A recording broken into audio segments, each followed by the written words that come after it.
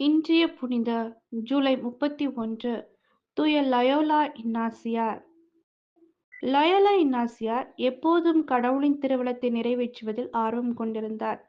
இஞ்ஞாசியார் Spain நாட்டில் உள்ள Loyola என்னும் இடத்தில் 1491ஆம் ஆண்டு பிறந்தார். இவர்தான் குடும்பத்தின் கடைசி பிள்ளை. இவருடைய குடும்பம் அரச குடும்பம். எனவே செல்வச் செழிப்பில் எல்லா விதமான இன்பங்களையும் அனுபவித்து வாழ்ந்து வந்தார். இவருடைய கனவெல்லாம் மிகச்சிறந்த போர் வீரனாக மாற வேண்டும் என்பதே ஆகும். 1521ஆம் ஆண்டில் ஒரு நாள் பிரான்ஸ் நாட்டு இராணுவம் இவர் இருந்த பம்பிலோனா கோட்டையை சுற்றி வளைத்துக் கொண்டது. நீண்ட நேரம் நடைபெற்ற போராட்டத்தில் இவருடைய கால்களில் கடுமையான காயம் ஏற்பட இவர் நிலை குலைந்து போனார். பின்னர் இவர் கைது செய்யப்பட்டு சிறையில் அடைத்து வைக்கப்பட்டார்.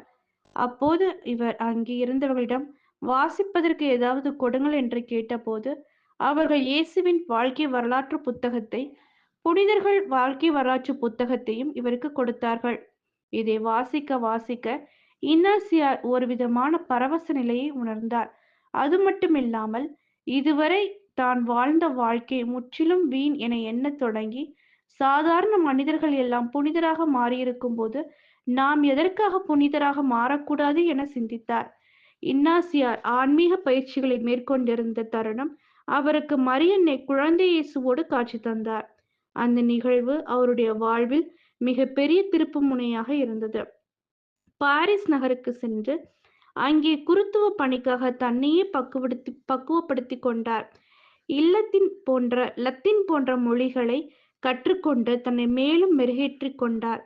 அங்கேதான் அவர் பிரான்சிஸ் சவேரியார், பீட்டர் பேபர் போன்ற 6 இளைஞர்களை சந்தித்தார்.